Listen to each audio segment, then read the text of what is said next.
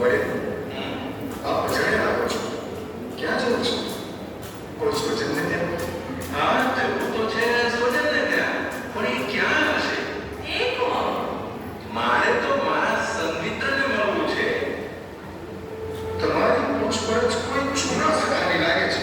હા ભાઈ, સાંદીપની આશ્રમમાં ગુરુકુળમાં સાથે ભણતા, પણ સાંભળ્યું છે કે હવે તો મોટો માણસ થઈ ગયો છે. એ કોણ? વસુદેવ પુત્ર કૃષ્ણ.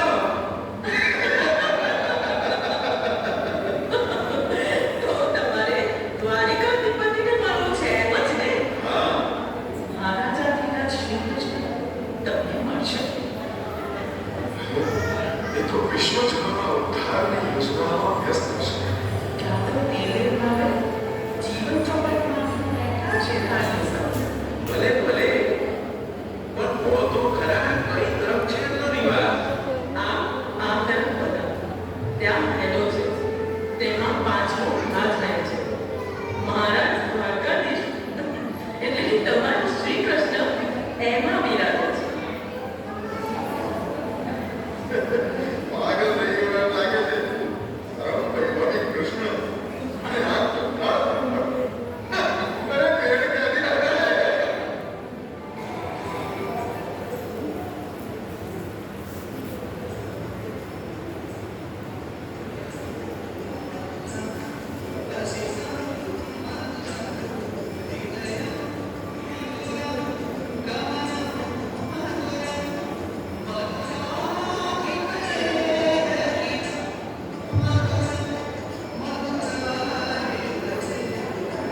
કાપાઈ ક્યાં જવું છે?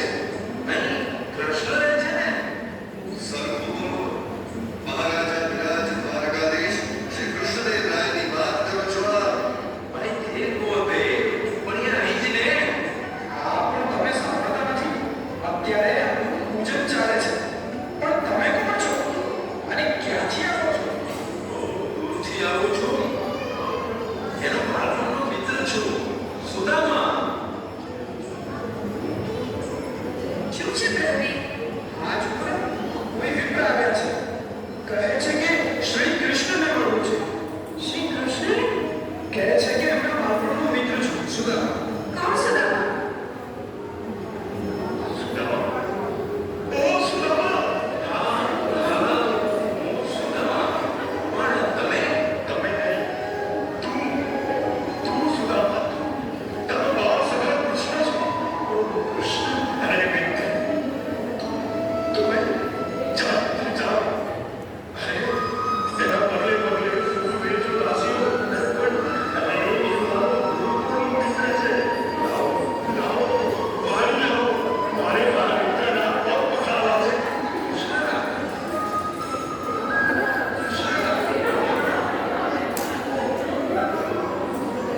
અરે સખા, આવા શું છે? નીકળા ના પાડી મને ઝૂમ કરવાની ભાભીશ્રીએ મારા માટે મોકલી લાગે.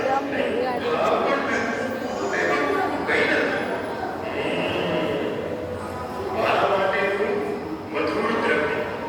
લો, રૂકમણી, આ મુઠ્ઠી ભરો. શું છે? મારા માટે હશે. તાંદૂળ છે, તાંદૂળમાંથી બનાવેલા તાંદૂળ. અરે વાહ મિત્ર, આવો સ્વાદ તો અહીંયા પકવાનમાં નથી હોતો. શું દેવ તમે પણ? ખરી વાત છે ભાઈ, આ તો સાવ સામાન્ય તાંદૂળ છે. મારી શક્તિમતી પ્રમાણે લાગો છું. હા, સાચું. હા તો